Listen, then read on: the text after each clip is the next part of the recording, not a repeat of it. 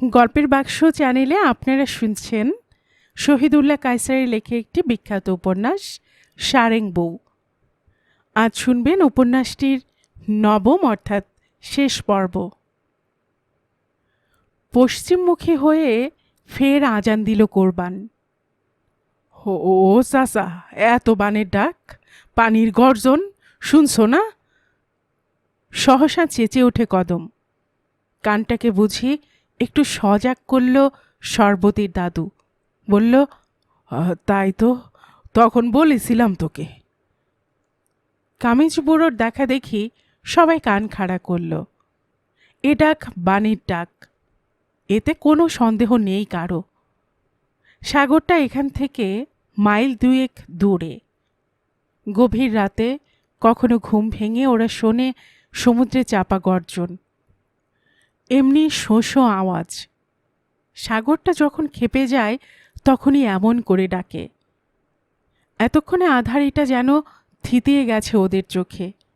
ভালো করে চারিদিকে চেয়ে দেখল ওরা, পরস্পরের দিকে তাকালো, পরস্পরকে যেন অভয় দিল।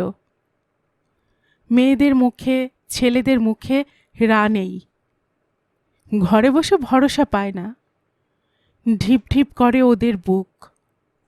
বজ্রের এমন হুঙ্কার কখনো শোনেনি ওরা। এমন স্তব্ধ খাওয়া, থমথমে আবহাওয়া, দিনের বেলায় এমন কুচকুচে আঁধার, এমন ঘন কৃষ্ণ ভয়ঙ্কর আকাশ কখনো দেখেনি ওরা। ঘর ছেড়ে দাওয়ায় আসে ওরা। দাওয়ায় পুরুষগুলোর পাশে গুটিসুটি বসে পড়ে ওরা। শো শো আওয়াজটা নিকটতর হচ্ছে, আওয়াজটা বাড়ছে, আর ভয়ে স্তব্ধ খেয়েছে বাতাস। ধুক করে ওঠে কদমের বুকটা। সমুদ্রের মানুষ সে। সমুদ্রের এই হুঙ্কার কোন প্রলয়ের পূর্বাভাস সে জানে। কামিজ বুড়ো আর কোরবান ওরাও জানে। সহস্র ফনা মেলে সাগরটা যখন আসমান উঁচু হয়ে ধেয়ে আসে, কেবলমাত্র তখনই এমনি শব্দ হয়, এমনি হিংস্র গর্জনে আকাশ বাতাস কেঁপে যায়। সেই গর্জন আর সাগরের সেই করাল মূর্তির সম্মুখে অতি বড় দুঃসাহসী নাবিকেরও বুক কাঁপে। ওরা বুঝি ভয় পেল, ভয়ে স্তব্ধ হয়ে রইল। আর ওদের রক্তহীন মুখের দিকে তাকিয়ে মেয়েরা বুঝি চোখ বুঝল। শিশুরা আঁকড়ে ধরল মায়ের গলা। দৈত্যের মতো কালো মেঘগুলো সরে গেল পশ্চিম দিকে, কিন্তু ফর্সা হলো না আকাশ।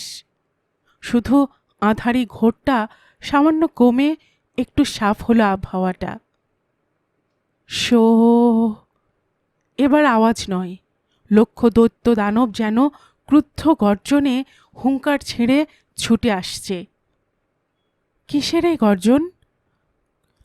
বামন ছাড়ি, পিয়াল গাছা আর মাদার টেকের মতো অসংখ্য না দ্বীপ না গ্রামকে ঘিরে যে কয়াল নদী, তার, নাকি দূর সাগরের? না, কয়ালে এত পানি নেই, কয়ালের অমন শক্তিও নেই। যে সাগরের শব্দ শুনে ওদের অনেক মাঝরাতের ঘুম গেছে ভেঙে, আজকের এই গর্জনের সাথে তার তুলনা চলে না। এ যেন অজস্র সাগরের উন্মত্ত হুঙ্কার। বুঝি সমুদ্রটা কখন এত কাছে এসে পড়ল? বুঝেও যেন সন্দেহ থেকে যায় কোরবানের। ও জিজ্ঞেস করে, কিসের ডাক? বানের ডাক, সর্বনাশের ডাক, বলল সর্বতীর দাদু কামিজ বুড়ো। হ্যাঁ, এমন ডাক তো কখনো শোনা যায়নি, বলল কোরবান।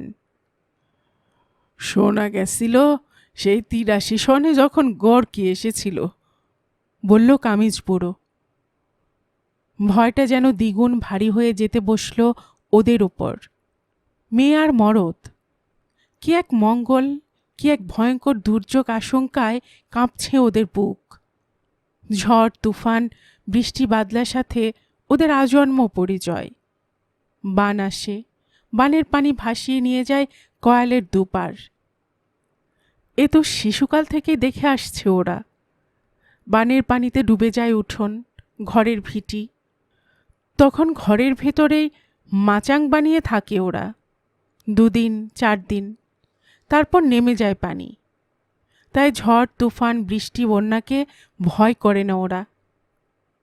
কিন্তু আজকের দুর্যোগ যেন কোনো প্রলয়ের ঘোষণা, যেন কোনো নিষ্ঠুর অপদেবতার অভিশাপ হয়ে আকাশ ভেঙে পাতাল ফুঁড়ে সারা জাহান তোলপাড় করে নেমে আসছে মহাপ্রলয়, যা পৃথিবীর মানুষ দেখেনি কখনো। দয়াহীন, মায়াহীন, ক্ষমাহীন, নিষ্ঠুর এক অজানা, তারই সম্মুখে বাধ্য পশুর মতো দুরু দুরু ওরা অসহায়। কামিজ বুড়ো তখন বলতে শুরু করেছে, আজকের গর্জনের সাথে সেই গোরকির ডাকের তুলনা হয় কখনো? সে কি গর্জন, সে কি হুঙ্কার! মনে হয়েছিল হাজার ইসরাফিল হাজার সিংগায় ফু দিয়েছিল। সেই ডাকে কেঁপেছিল আসমান, জমিন, সারা জাহান।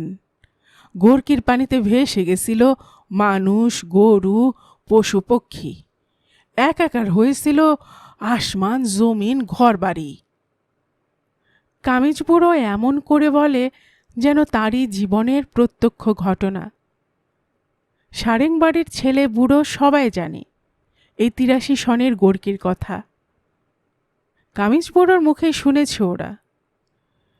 কামিজ বুড়ো শুনেছে তার বাবা গয়েসুদ্দির কাছে। গোরকের বছর গয়েসুদ্দি মোটে 10 বছরের নাবালক। গয়েসুদ্দির বাপ আজবুদ্দি ছেলেকে গামছা দিয়ে বুকের সাথে বেঁধে 3 দিন 3 রাত্রি ভেসেছিল সেই মহাপ্লাবনের পানিতে। ওরা বাপ বেটা ছাড়া সারেংবাড়ির 5 হিস্সার 35 জন বাসিন্দার ভেতর আর কেউ বাঁচতে পারেনি সেবার। সেই গোরকির কাহিনী বহুবার শুনেছে ওরা। শুনে শুনে কঠিন সেই দুর্যোগটা ওদের জীবনের কোনো অতীত অভিজ্ঞতার মতো গেঁথে রয়েছে ওদের মনের পটে। আজকের আসন্ন দুর্যোগ কি তার চেয়েও ভয়ঙ্কর? ওরা যেন শিউরে ওঠে। কামিজ বুড়ো এখনো বলে চলেছে,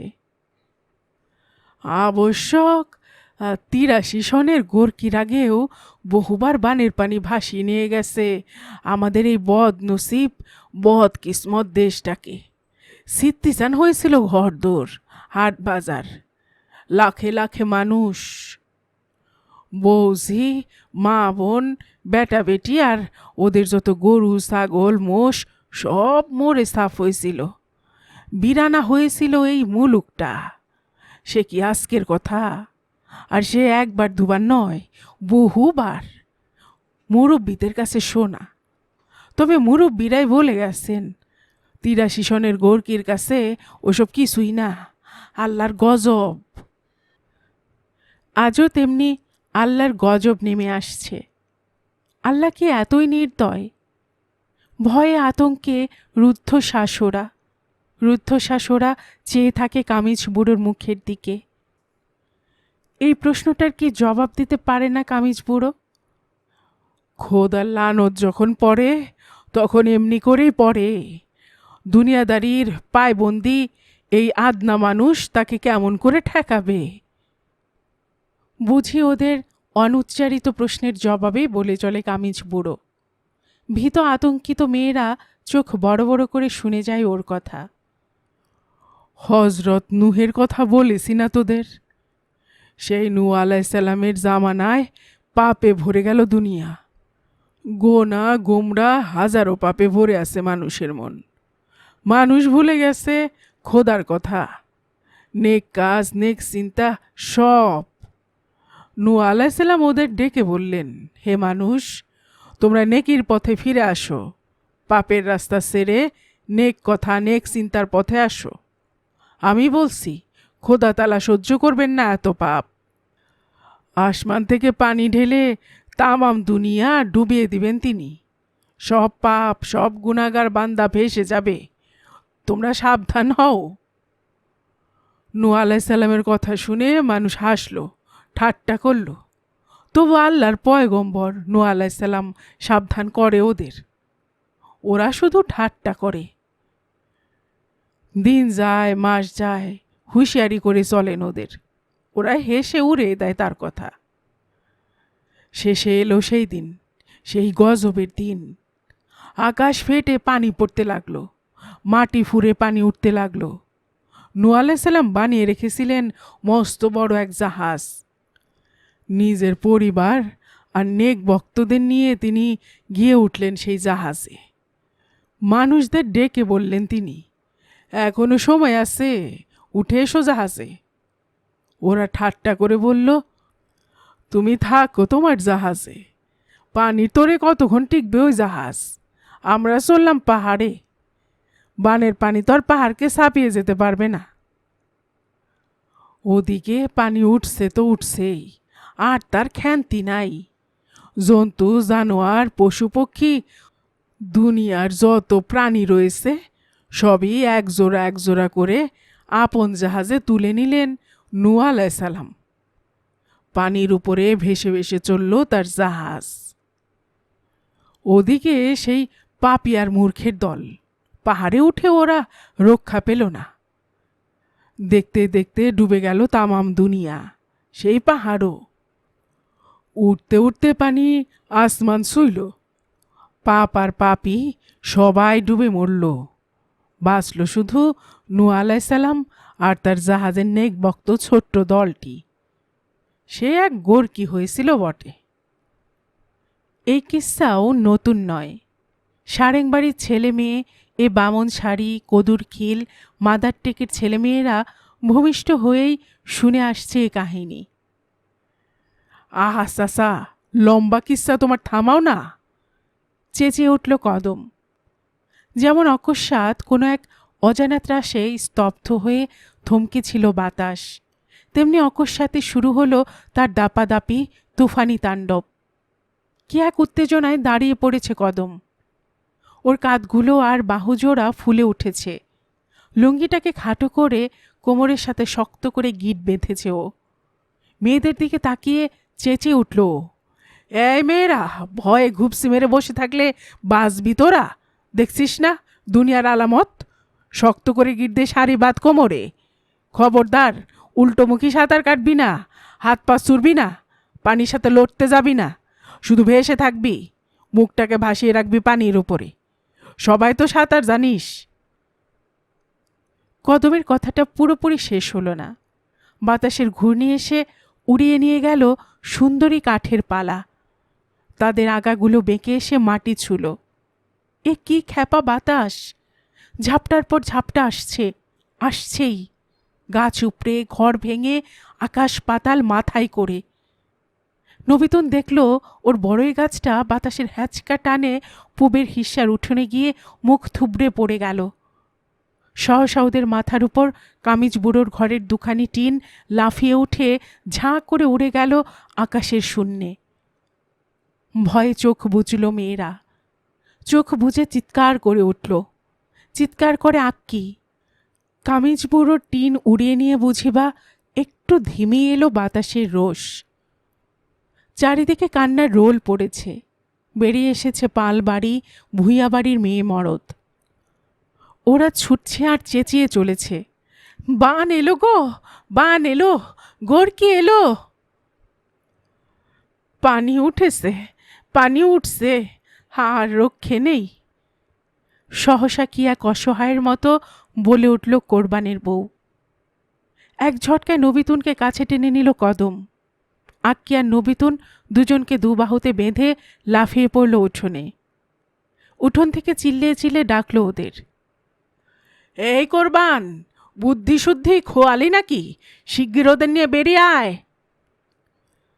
শরবতের বাপ আর কোরবান বাচ্চাদের হাত ধরে টানতে টানতে বেরিয়ে এলো। মেয়েদের ডাকল, আয়, সবাই যাচ্ছে শেখ বাড়ি। দৌড়ে দৌড়ে সবাই শেখ বাড়ির দালানে গিয়ে ওঠে। ওরা সবাই ছুটল শেখ বাড়ির দিকে। কামিজ বুড়োর কি হয়েছে কে জানে, হয়তো ক্ষিপ্র প্রকৃতি আজ ওকেও খেপিয়ে দিয়েছে। যেন কেউ ওকে নিয়ে যাবে, তাই বারান্দার পালাটাকে দুহাতে আঁকড়ে রয়েছে ও আর চিল্লিয়ে চলেছে, কি হবে দৌড়ে, কোথায় পালাবো? পাপ, পাপ, পাপে ভরে গেছে দেশ, এত পাপ সইবে কেন আল্লাহ? হঠাৎ শরবতের কোলে ছেলেটার দিকে চোখ পড়ল কামিজ বুড়োর। এক লাফে নেমে এলো শরবতের কাছে, ছেলেটাকে তুলে নিল বুকে, আর এক হাতে শরবতীকে ধরে ছুট দিল শেখ বাড়ির দিকে। অনেক দূর থেকে কে যেন চিৎকার করে বলে চলেছে, গোড় কি এলো গো, গোড় কি এলো, ধেয়ে আসছে বানের পানি। পালবাড়ির কয়েকটা মেয়ে পিছিয়ে পড়েছে। শেখ বাড়ির দিক থেকে কোন এক নারী কণ্ঠ ডাকছে ওদের, আয় জলদি আয়, আকাশ পাতাল চুরমার করে আসছে বানের জল।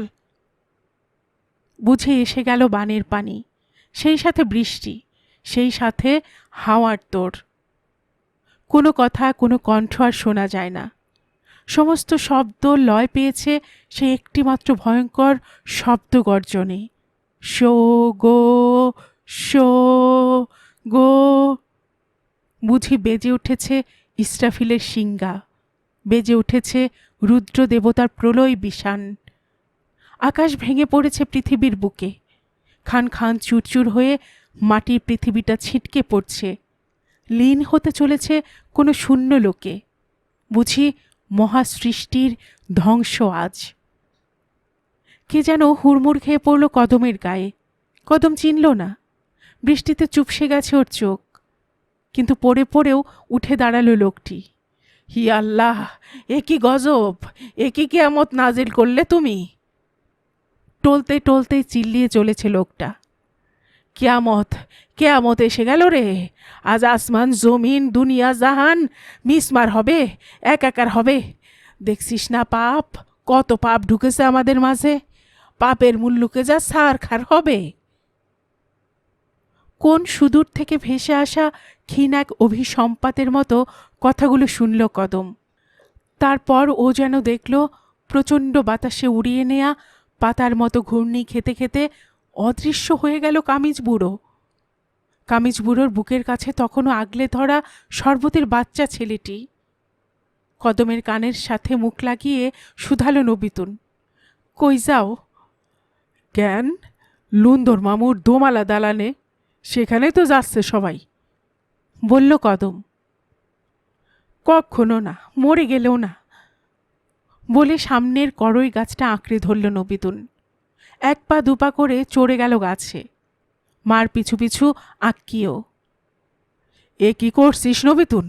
গাছের উপর কতক্ষণ, কতদিন থাকবি? এ গাছ স্রোত এসে উপড়ে ফেলবে। নেমে আয়, নেমে আয় তাড়াতাড়ি, নেমে আয় নবিতুন। মরিয়া হয়ে গলা ফাটিয়ে চেঁচায় কদম। গাছের উপর থেকে নবিতুন চেঁচিয়ে চলেছে ওর সমস্ত শক্তি দিয়ে, কিন্তু প্রলয়ের হুঙ্কার গর্জনে তলিয়ে যাচ্ছে ওর গলা। কিছুই কানে আসছে না কদমের। শুধু দেখল বারবার দক্ষিণ দিকে আঙ্গুল আর হাত নেড়ে কি যেন দেখাচ্ছে নবিতুন।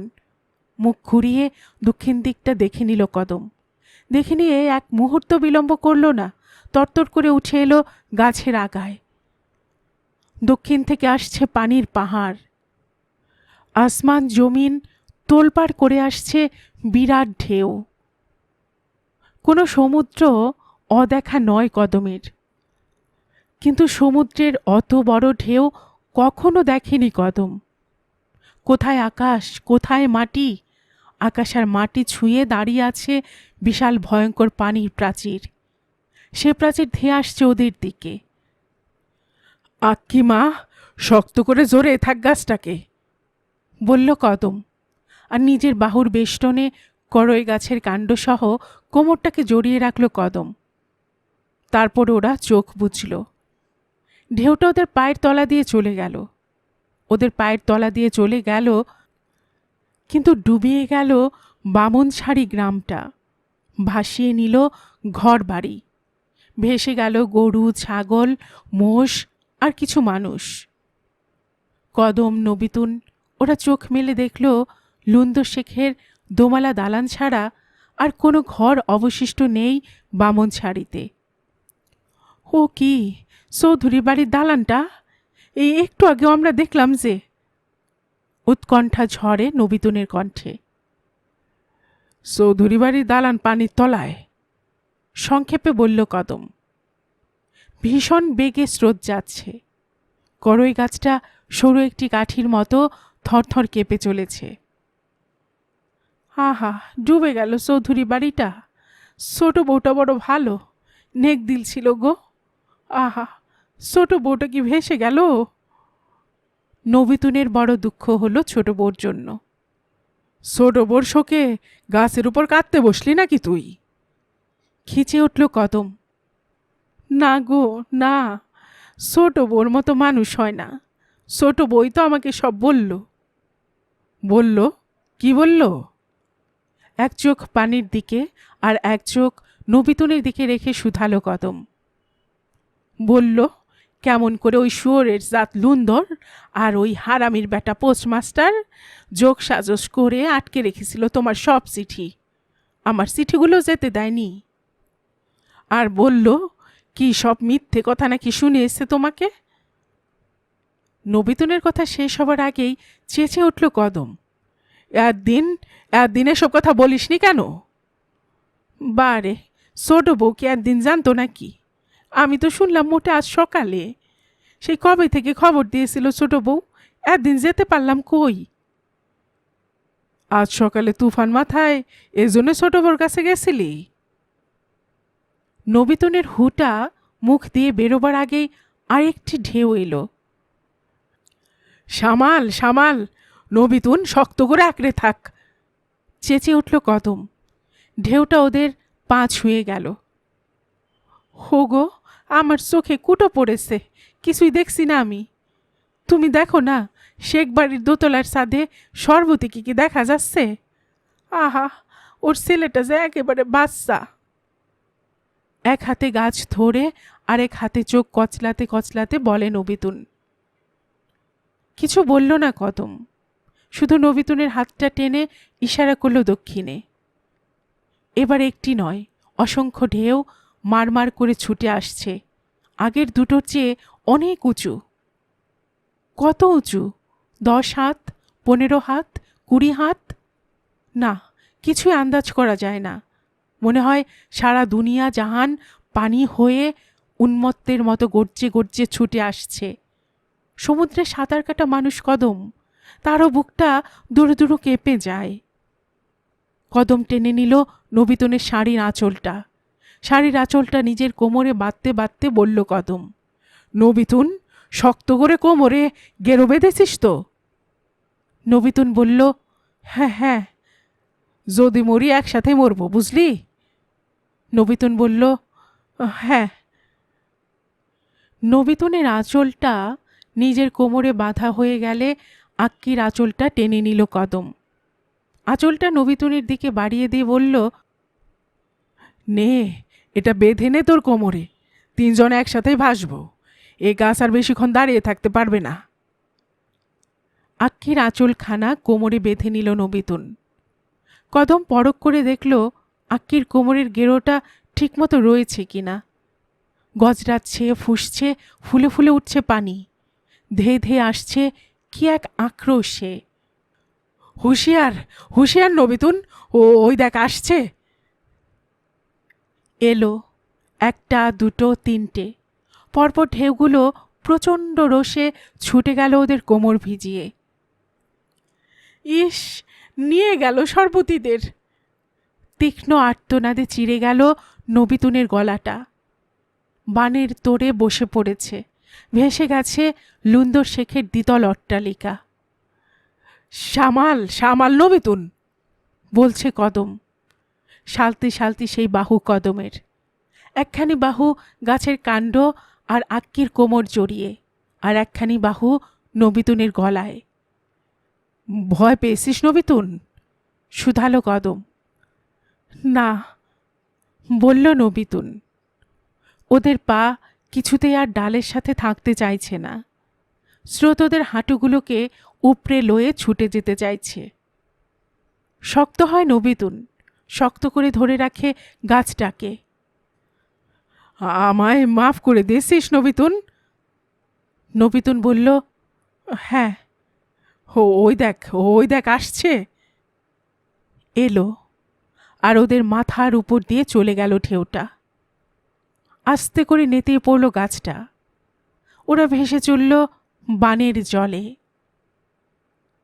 ভেসে চলেছে মরা মানুষ, জ্যান্ত মানুষ, আর যাদের পুষত সেই গরু, ছাগল, মোষ, হাঁস, মুরগি সবই ভেসে চলেছে। সাগরের পানি, জোয়ারের পানি, গড়কি যেমন দুপুরুষ আগে ভাসিয়ে নিয়েছিল ওদের পিতামহদের, তারও আগে ওদের দাদা পিতাদের, আজও ভাসিয়ে নিল ওদের সব কিছু, ওদের ঘর বাড়ি, ওদের আশ্রয়, ওদের বউ, ওদের প্রেয়সী, ওদের শিশু সন্তান। পানির মানুষ কদম ডুবে গিয়েও বুঝি ভেসে উঠল। ভেসে উঠেই চিল্লিয়ে উঠল, নবিতুন, নবিতুন, তুই কোথায়? আক্কি মা, সে কোথায়? কোমরের কাছে হাতটা নিয়ে অনুভব করল কদম, শাড়িখানা এখনো বাঁধা রয়েছে ওর কোমরে, কিন্তু নবিতুন নেই, আক্কিও নেই। পানির মধ্যে সমস্ত শক্তি দিয়ে শরীরটাকে বুঝি ঝাঁকিয়ে তুলল কদম। অসীম শক্তিতে মাথাটা উঁচিয়ে দেখতে চাইল চারপাশটা। না, দূরে কাছে কাউকে ভাসতে দেখা যায় না, পানি ছাড়া আর কিছুই চোখে পড়ে না কোথাও। তবু কদম ডাকল, নবিতুন, নবিতুন। পানির বুক বয়ে ওর কণ্ঠটা কোন নির্বোধ অনন্তের দিকে ছুটে গেল কে জানে। আচমকা একটা ঘূর্ণি এলো, কদমকে টেনে নিয়ে গেল নিচের দিকে। শো বাজছে ইসরাফিলের শিঙ্গা, ছুটে চলেছে পানি, গ্রাম ডুবিয়ে, জনপদ ভাসিয়ে, বিফল হাহাকার তুলে। তারপর এক সময় যেখানকার পানি সেখানেই ফিরে গেল। জেগে উঠল পৃথিবীর মাটি। পৃথিবীর মাটিতে ঘর নেই, আশ্রয় নেই। পৃথিবীর মাটিতে এখানে সেখানে মৃত মানুষ, বিবস্ত্র, বিকলাঙ্গ, এখানে সেখানে মৃত পশু। পৃথিবীর মাটিতে চমৎকার রোদ, সূর্যালোকে খলখলিয়ে হাসছে পৃথিবীটা। বানের জলে ধুয়ে নেয়া পরিষ্কার পৃথিবীর মাটি, আরশির মতন বুঝি মুখ দেখা যায় এ মাটিতে। পৃথিবীর বাতাসে শান্ত শীতল কোমল ছোঁয়া। পৃথিবীর বুকে চিরন্তর সেই সাগর ঢেউ, ঝিকিমিকি নীলের আনন্দ নৃত্য, কলকল গান। বঙ্গোপসাগরের এমন প্রশান্ত আনন্দ কেউ দেখেনি কখনো। পলি পড়া পৃথিবীর মাটির উপর দিয়ে উজ্জ্বল রোদে স্নান করে করে হেঁটে চলেছে দুজন মানুষ। বড় ক্লান্ত ওরা, ধীর ওদের পদক্ষেপ। গাছ গাছরা কোথাও কিছুই নজরে পড়ে না, বুঝি চর অঞ্চল। ঘর বাড়ির সাথে গাছগাছালি, ধান পাট যা ছিল সেসবও ভেসে গেছে গড়কির পানিতে। ওরা দুজন দূরে দূরে, একজন বুঝি আরেকজনকে দেখছে না এখনো। ওরা একজন পুরুষ, একজন নারী। এদিকে ওদিকে দেখছে ওরা, দেখছে এদিকে ওদিকে ছড়ানো প্রলয়ের অবশেষ। আর কাকে যেন খুঁজছে ওরা, ওই মৃতদের মধ্যে খানাখন্দে অনন্ত বিস্তৃত ধুধুর কোনো গোপন গহ্বরে। ওরা যেন পৃথিবীর সেই প্রথম মানব মানবী, বাবা আদম আর বিবি হাওয়া। অকস্মাৎ হৃদয়হীন বিধাতা ওদের ছুঁড়ে দিয়েছে এই রুক্ষ পৃথিবীতে। হঠাৎ করে অপরিচিত ভূমিতে এসে পড়ে ওরা শঙ্কিত, ওরা বিমূঢ়। কে জানে অচেনা জায়গায় কোন অদৃশ্য সুড়ঙ্গে লুকিয়ে আছে কোন অজানা শত্রু। তাই দুপাশ দেখে দেখে আস্তে আস্তে চলছে ওরা।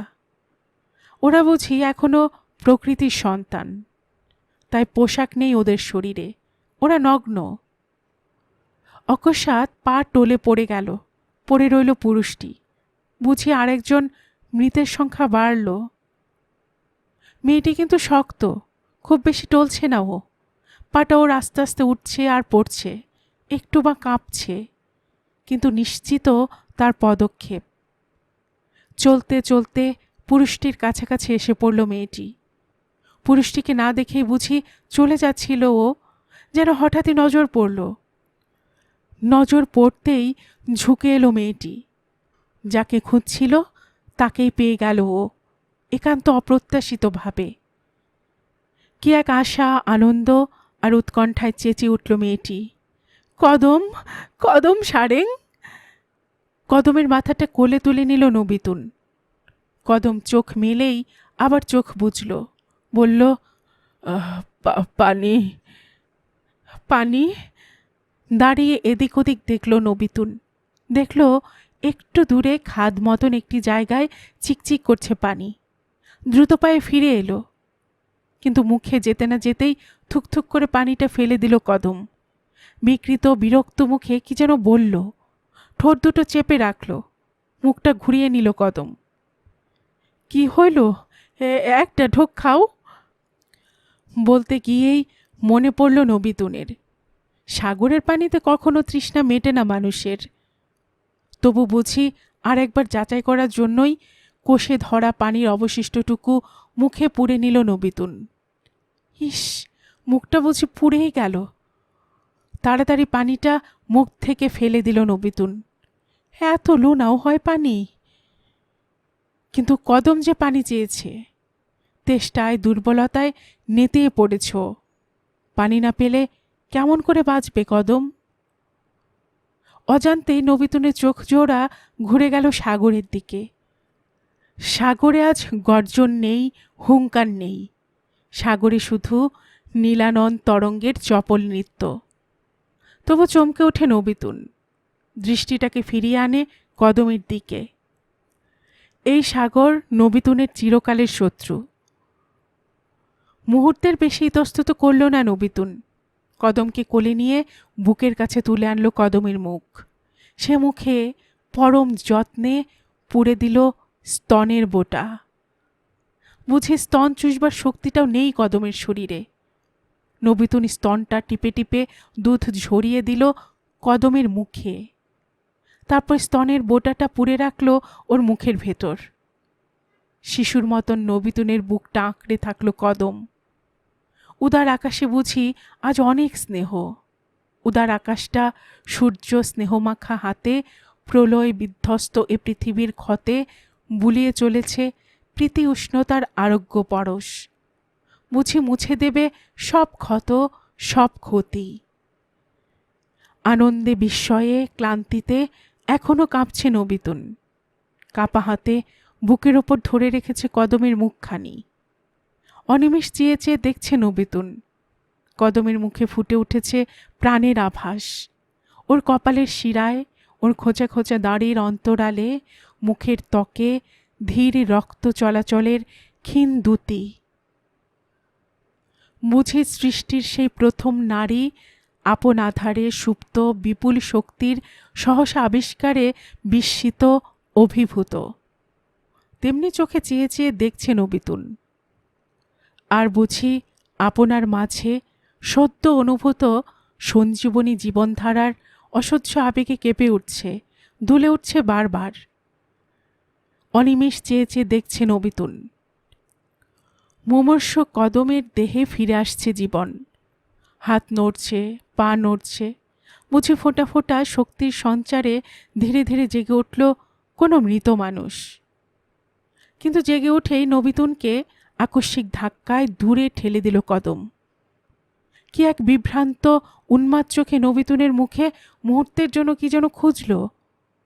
দুর্বল কম্পিত পায়ে উঠে দাঁড়ালো, চেঁচিয়ে উঠল, পর করে দিলি, পর করে দিলি নবিতুন। পর? কেন?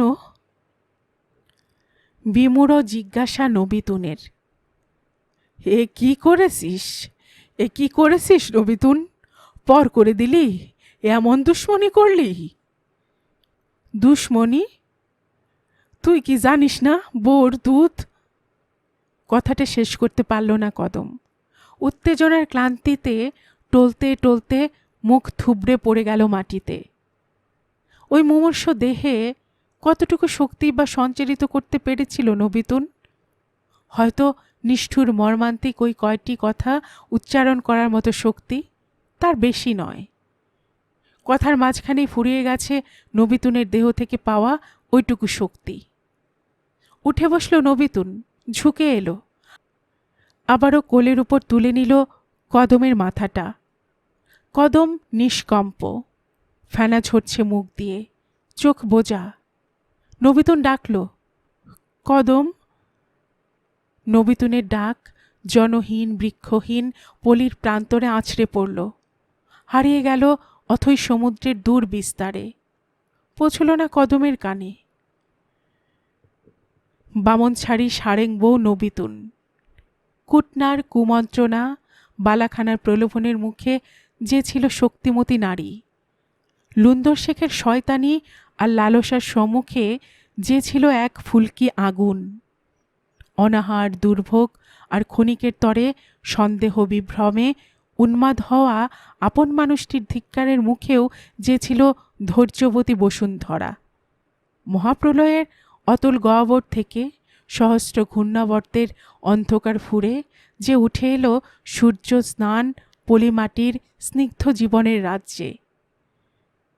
ক্ষিপ্ত সাগরের সেই আসমান উঁচু প্রলয়ঙ্করী তরঙ্গের টুটি টিপে জীবনকে যে ছিনিয়ে আনল, সেই নবিতুনের বুকের আধারে এখনো তো কত শক্তি, কত সুধা।